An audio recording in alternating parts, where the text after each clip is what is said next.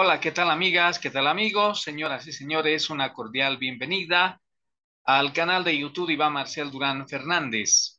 A esta hora ya presentamos Facetas.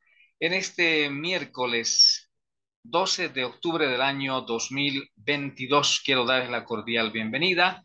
Gracias a nuestros amigos y amigas suscriptores y hacemos una invitación para que usted pueda unirse a este programa o simplemente para aquellos que no lo hacen, seguir acompañándonos porque tenemos las facetas más diversas de la vida.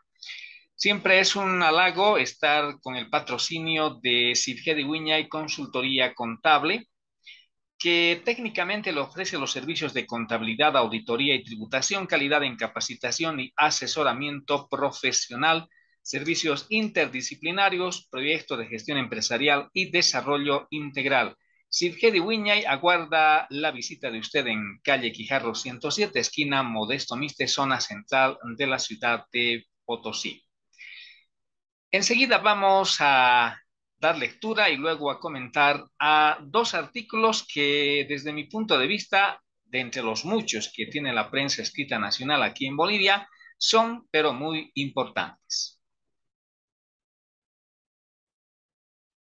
El primer tema que quiero dar lectura a lo que hoy 12 de octubre en su editorial ha publicado el periódico Página 7 tiene algo que ver con lo que hace algunas semanas habíamos dicho, si primero está la política o la economía o si la economía antecede la política. Parece un juego de palabras, pero la economía es una ciencia que tiene sus reglas perfectamente estructuradas y jugar con los números, como alguien dijo, no es nada agradable porque luego vienen las consecuencias.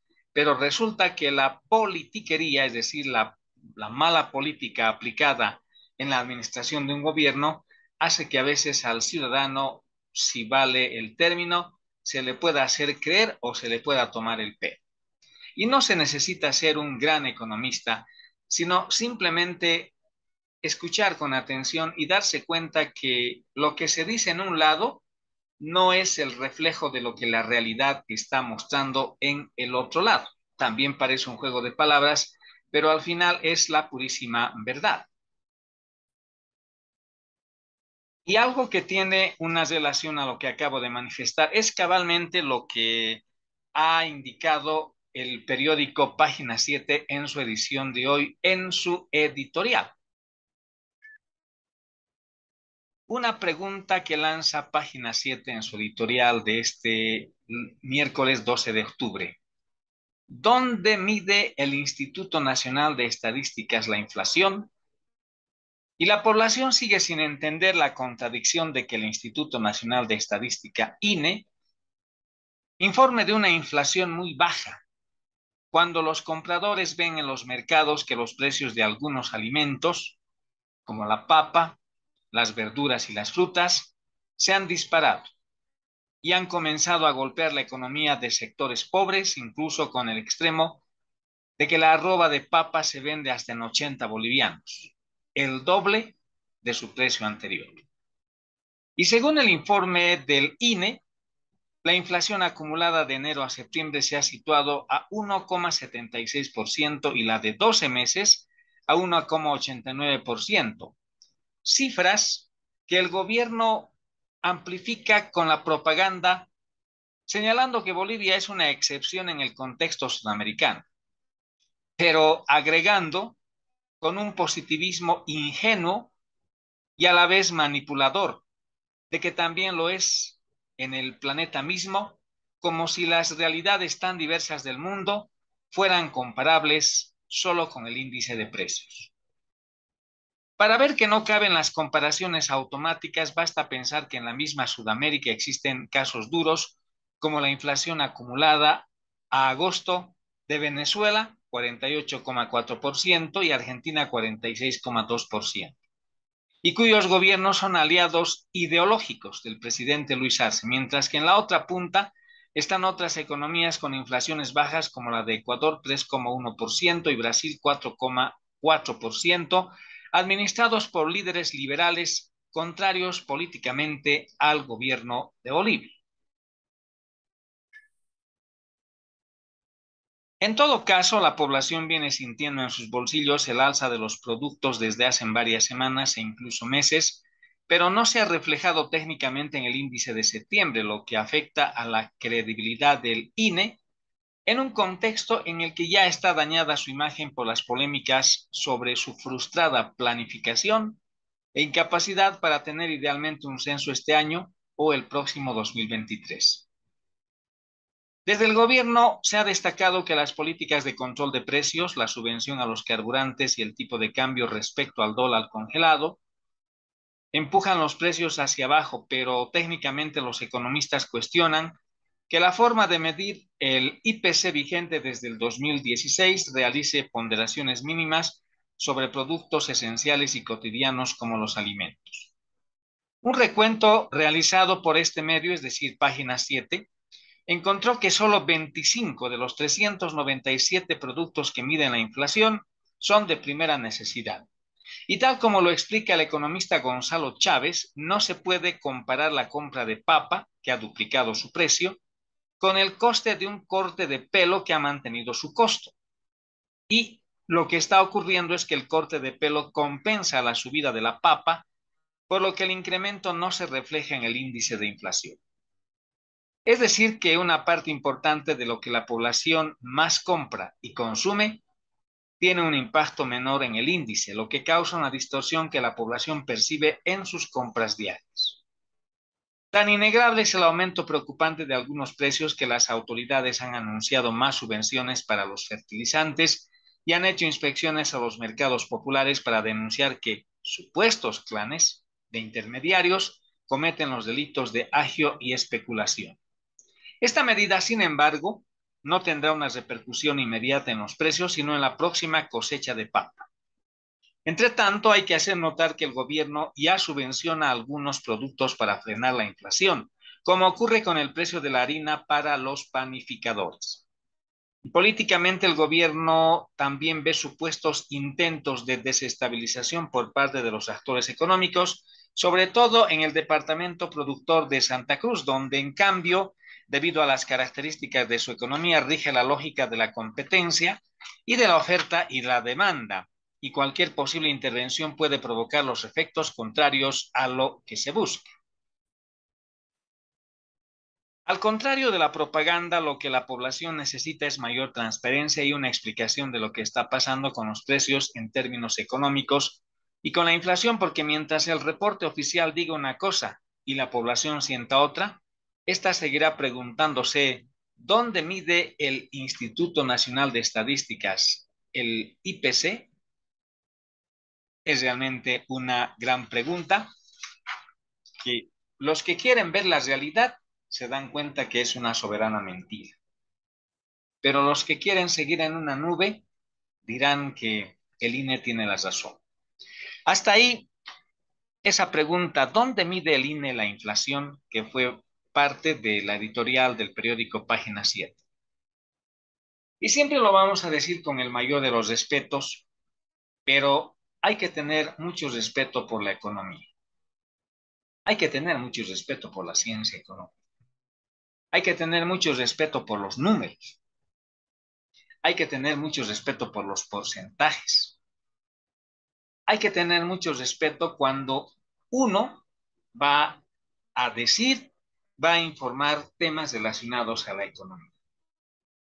Si mientras una institución en Bolivia que llamada por ley para hablarnos de estadísticas, porcentajes, etcétera, dice que no hay inflación, que todo está en orden, que Bolivia es una burbuja en el contexto sudamericano, es mentira a la población. Así de simple. Y claro, alguien dirá, pero es que no pueden decirnos las verdades porque como todo el tiempo están en campaña electoral, seguramente van a perder votos en la próxima elección. Es posible que esa sea una respuesta, pero lo cierto es de que no hay una relación entre lo que está aconteciendo en lo económico, en lo que percibe el ciudadano en sus bolsillos y la realidad cuando va a un mercado a comprar alimentos. Y ojo, ya lo dijo hace algunas semanas un invitado nuestro que habló de economía acá en este programa en Facetas. Cuidado que suceda lo que ocurrió en la Argentina, que estos fueron los primeros síntomas cuando poco a poco comenzaba la crisis económica en la República Argentina y hoy vemos esos resultados económicos tan funestos y donde la mala política, la mala gestión de gobierno hace que realmente también se le haya mentido al ciudadano. Estamos presentando facetas en el canal de YouTube Iván Marcel Durán Fernández, gentileza de Sidgedi Wiña y consultoría contable. Y usted ya sabe, a la lectura de ese editorial del periódico Página 7, pues por supuesto que puede también emitir su opinión, porque la verdad es un tema muy importante el de hablar de economía y relacionar con la buena política. Otro tema que también de manera rápida quiero dar lectura y que va a seguir con repercusión es lo que ocurrió hace 2 días. Es decir, lo que se recordó hace 2 días, el 10 de octubre de 1982 y el 10 de octubre de la presente gestión 2022. Y otra vez, volviendo a tomar de fuente al periódico Página 7, dice, el país retornó a la senda democrática el 10 de octubre de 1982. La democracia cumple 40 años luego de superar 7 jaques de sus políticos. Y los puntos están relacionados con la renuncia de Siles en los 80 hasta la fallida elección de 2019. Y expertos indican que el país llega a esta fecha sin independencia de poderes y con instituciones debilitadas. Es una verdad lo que acabamos de dar lectura en esa parte tan pequeña, que es una primera parte respecto del título de ese artículo tan importante del periódico Página 7. 40 años. Y parece que todavía mucha gente piensa, y muchos gobernantes, desde luego, moros y cristianos, para que se me entienda, piensan que realmente estamos viviendo una verdadera democracia, porque ahora, cada 5 años, todos vamos en filita a emitir nuestro sufragio. Eso es democracia, cierto, nadie lo va a negar. Pero no es solo eso. No es solamente que cada 5 años, como ocurre en Bolivia y en otros países 4, el ciudadano ejerza su derecho al voto. Desde ahí se comienza, pero la democracia va mucho más allá. La democracia significa institucionalidad, respeto a la ley, respeto a los poderes públicos, que los ciudadanos ejerzan de manera adecuada sus derechos, pero también los ciudadanos cumplan con sus obligaciones. Y mucha gente y muchos políticos piensan que la democracia solamente es ejercitar o ejercer sus derechos. Y cuando se habla de obligaciones, mejor no quiero escuchar de lo que se está hablando. Es más o menos algo que quisiera comparar, hacer una analogía, si el término cabe, que cuando hay dos personas, dos o tres, y son, entre comillas, amigos, pero cuando se empieza a hablar de dinero, esa supuesta amistad de amigos desaparece. Es lo mismo. A ver, analícenlo. Es hacer una analogía. La democracia, como digo, va mucho más allá del simple ejercicio que se tiene a elegir a los gobernantes, elegir a los senadores, a los diputados, etcétera. Va mucho más allá. Y en estos 40 años, cuando yo recuerdo muy bien, estuve en los primeros semestres de la universidad y recuerdo muy bien que el pueblo boliviano prácticamente se alegró. ¿Cómo no iba a alegrarse? Yo también me alegré porque, porque si bien toda mi carrera de escuela, de colegio, hice con gobiernos militares, con dictaduras militares, prácticamente no conocíamos la verdadera democracia en su esencia. Para quien les habla, para mí, fue realmente un nuevo amanecer. Y no lo digo desde el punto de vista político, Si no lo digo desde el punto de vista de un ciudadano que vio algo nuevo y seguramente como yo, vieron otras personas, miles de personas aquí en Bolivia, hombres y mujeres. Recuerdo muy bien, era bastante niño, pero recuerdo al gobierno de René Barrientos Ortuño, recuerdo al gobierno del general Alfredo Bando Candia, al gobierno de Juan José Torres, también recuerdo al gobierno de Hugo Banzer Suárez. Y hubo una especie de puente, pero un puente demasiado débil, entre 1979 y 1980. Si bien el difunto y entonces general Banzer había aceptado volver a la democracia, se llevaron a cabo elecciones en 1978. Pero ¿dónde estaba el problema? En que había un empantanamiento en el Congreso y no se podía elegir porque los votos no fueron contundentes para decir el partido X ganó la elección y hay que posesionarlo. Los votos no fueron suficientes, no fueron contundentes. Por eso había empantanamientos en el Congreso. Y a esa etapa tan pequeña y tan frágil es la que denomino un puente de democracia, entre comillas, pero muy débil. Y así se llega al gobierno del también ya extinto movimentista Luis Guevara Arce, del doctor Luis Guevara Arce, con su famoso partido, el PRA. Y luego pasamos a otra sui generis, a un sui generis invento de los políticos de entonces.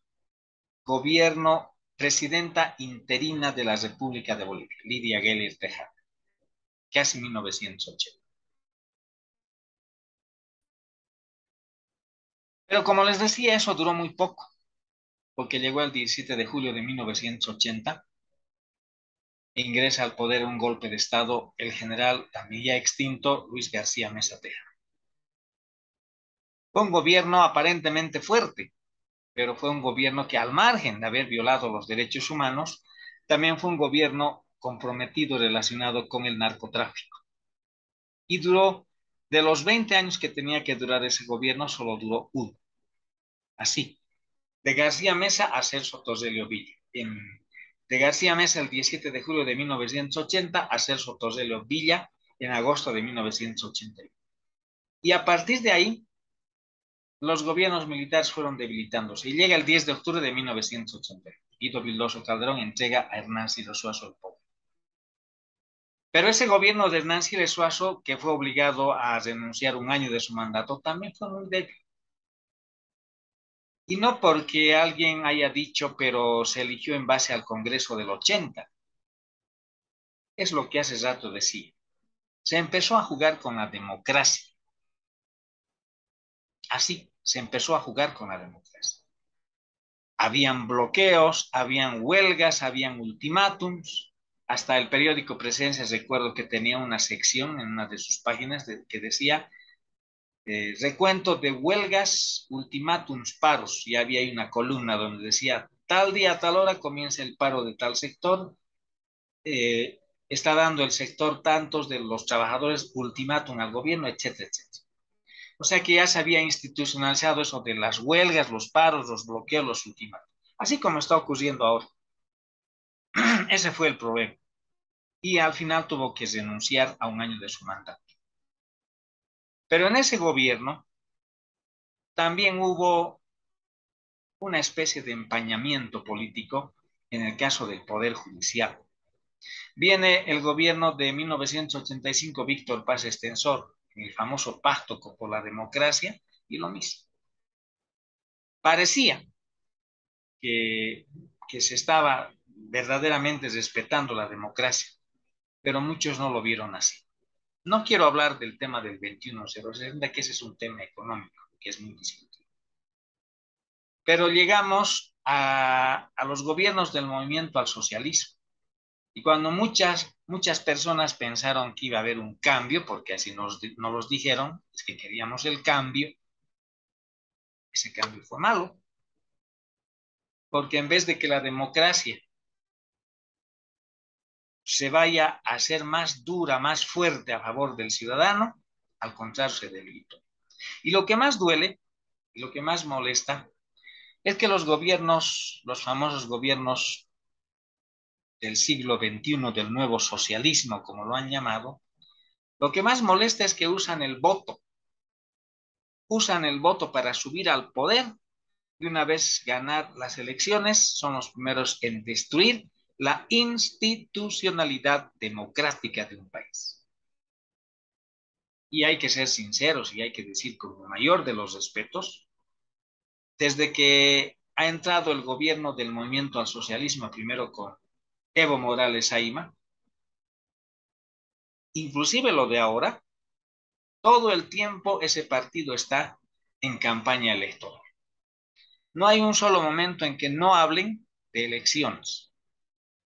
La otra semana me llamó la atención, y no solo a mí, seguro que mucha gente se espantó, se sorprendió, no sé cómo denominar, cuando el señor García Linera dice que se va a elegir a Evo Morales como candidato a la presidencia para el 2025 porque el pueblo así lo quiere. O sea, ya están hablando de elecciones cuando realmente no estamos pudiendo manejar el país, cuando nuestro país está haciendo internamente, tiene muchos problemas nuestro país. Y un primer problema es el censo. Cuando tenemos un padrón electoral que está viciado, eso deberían también pedir que primero se cambie el padrón electoral y luego venga el censo. Así con ese tipo de problemas estamos todo el tiempo, pero hablando de elecciones, que nos vamos a postular el 2025, que el X político que está en función de gobierno parece que está haciendo acuerdos con el partido X para que le preste su sigla, etcétera, etcétera. No hay gestión. Todo el tiempo estamos hablando de elecciones, pero solamente hablamos del voto. Estamos solamente hablando del voto. Y ni siquiera ya se alcanza a hablar de la plataforma electoral y peor del programa de principios. Por eso es que muchos dicen, el gobierno X llegó al poder, pero no tiene un plan para gobernar. Ese, por ejemplo, fue un problema que tuvo la UDP, la Unidad Democrática y Popular, con Hernán Silos Horst. Fue una conjunción de partidos de izquierda. Es que el tema en esa época, como les he relatado hace algunos minutos, era llegar al poder. Fueron derrotados los militares, perfecto, se volvió a la democracia, pero una vez ya en el poder, el 10 de octubre de 1982, inclusive el doctor Hernán Siles Suárez, que en paz descanse y con todo respeto, dijo, denme 100 días para solucionar la crisis económica. Pasaron los 100 días y la crisis económica comenzó a ahondarse. Y Bolivia vivió una inflación galopante. Entonces, es algo muy delicado hablar de democracia. Y por eso dice el periódico Página 7 que desde el 10 de octubre de 1982 se han superado 7 jaques de sus políticos. Y hace una relación bastante interesante. Por ejemplo, dice el primer jaque fue el 10 de octubre del 82. Y aquí, como les dije, a ver, vamos a leer. El primer jaque, el 10 de octubre del 82, Siles asumió como presidente constitucional el líder de la Unidad Democrática y Popular. Gobernó con un legislativo adverso, a lo que se sumó la crisis económica. El político prometió remontar la situación económica en 100 días, algo que no pudo cumplir. El segundo jaque. En 1989 se realizaron las elecciones generales para renovar el poder. No obstante, ese proceso electoral estuvo observado puesto que los resultados fueron impugnados. Y la otrora Corte Nacional Electoral, hoy Tribunal Supremo, fue acusada de haber alterado en algunos distritos para favorecer a ciertos partidos. Ese es un segundo jaque. Tercer jaque. En octubre del 2003, la supuesta intención de exportar gas a través de puertos chilenos, sin resolver el tema histórico del mar y a un precio considerado muy bajo, provocó una serie de movilizaciones en defensa del gas y a favor de su industrialización. Y hoy ya no tenemos reservas de gas. Se están acabando las reservas de gas, así para ser exactos. No sé qué iremos a exportar. Entonces, el tema de la guerra del gas también fue un primer jaque. Solo fue demagogia. Si ustedes recuerdan, inclusive la guerra del agua en Cochabamba. En ese momento de la guerra del gas, estuvieron políticos, los clásicos políticos, Ormando Bacadíes, Mario Cosillo. Comenzó este tema de la sucesión presidencial, viene Eduardo Rodríguez Belcé, etcétera, etcétera. Cuarto jaque. En 51,3% de los electores en el referéndum del 21 de febrero del 2016 rechazaron reformar el artículo 168 de la Constitución, que disponía que el periodo de mandato del presidente es de 5 años y solo puede ser reelecto una vez. Pese a ese resultado, dice, en 2019 el entonces presidente Morales se presentó como candidato. Evo Morales y el MAS traicionaron a su propio modelo de democracia participativa, desconociendo un referéndum. ¿Cuál fue el quinto jaque? En noviembre de 2017, los magistrados del Tribunal Constitucional declararon procedente el recurso abstracto de inconstitucionalidad que presentaron 10 legisladores del MAS y 2 opositores afines y resolvieron la inaplicabilidad de 4 artículos. El argumento para ese fallo, que la reelección presidencial es un derecho humano. Jamás puede ser la reelección un derecho humano. Simplemente, sencillamente, porque ese presidente de esos años ya estuvo en el. Tendría que ser un derecho humano cuando alguien gana una elección por primera vez para ser presidente, pero le impiden o no le dejan. O cuando alguien quiere postularse a la presidencia y no le dejan, pues están violando su derecho humano, porque al final todos aspiramos a ser gobierno, como dice la ley. Todos y cada uno de nosotros podemos llegar a ser gobierno, pero si no nos dejan, están violando nuestro derecho humano. ¿Y cuando debemos de hacer respetar ese nuestro derecho humano? Cuando, cumpliendo previamente las formalidades de ley, nos registramos ante el Tribunal Electoral a través de un partido, una agrupación política, etcétera, y nuestra postulación para ser presidente. Si nos niegan, ahí sí, si es primera vez, están violando nuestro derecho. Pero si uno ya fue presidente, quiere ser segunda vez presidente o tercera vez ser reelegido y no le dejan, no puede aducir de que es una violación a su derecho humano. ¿Me entienden? Ese es el tema. Y el séptimo jaque. Áñez dice, inició su administración con respaldo no solo de sectores nacionales, sino varios países, apoyo de varios países internacionales. Y aquí estuvo prácticamente el jaque, porque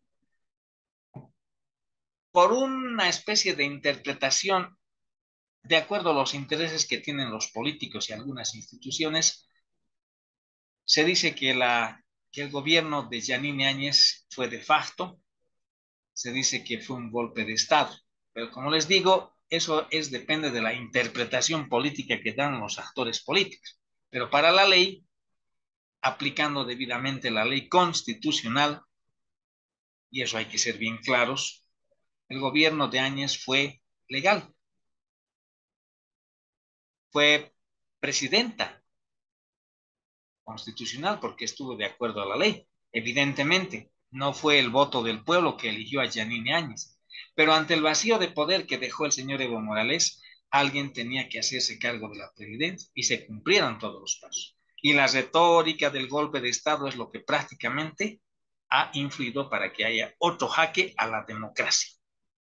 Así, en pocas palabras, hemos querido resumir lo que dice el periódico Página 7. ¿Ustedes qué opinan? Podríamos quedarnos a hablar horas, horas y horas acerca de la democracia. Podríamos hablar horas y horas acerca de lo que no hay relación con lo que dice el Instituto Nacional de Estadísticas respecto de la inflación y lo que está viviendo el ciudadano de a pie. En La Paz, en Cochabamba, en Santa Cruz, en Oruro, en Potosí, Sucre, Tarija, en cualquier parte de Bolivia. Señoras y señores, ustedes tienen ahora la palabra, emitan sus opiniones, sus puntos de vista, porque como les digo, es muy interesante y es muy importante que conozcamos analicemos, antes que conozcamos, analicemos este tipo de problemas que aqueja a nuestra patria. Quiero agradecer, como siempre, el patrocinio de Cifie de Viña y Consultoría Contable, que atiende personalmente los profesionales licenciado Juan Carlos Maguiña Porcel y la contadora Eulogia Rodríguez Espejo. La especialidad de Sifge de Viña y Consultoría Contable radica en la consultoría en contabilidad minera, además de la constitución de empresas, balances de apertura, balances de liquidación y cierre definitivo. Servicios interdisciplinarios, proyectos de gestión empresarial y desarrollo integral. Sifge de Viña aguarda su visita en calle Quijarro 107, esquina Modesto Miste. Los celulares de contacto 718-10670, 724-32-860 y 757-20-881. Gracias por su gentil deferencia a estos minutos de facetas en el canal de YouTube de Iván Marcel Durán Fernández. Volveremos en cualquier momento para seguir presentando las facetas de la vida. Permiso y hasta pronto.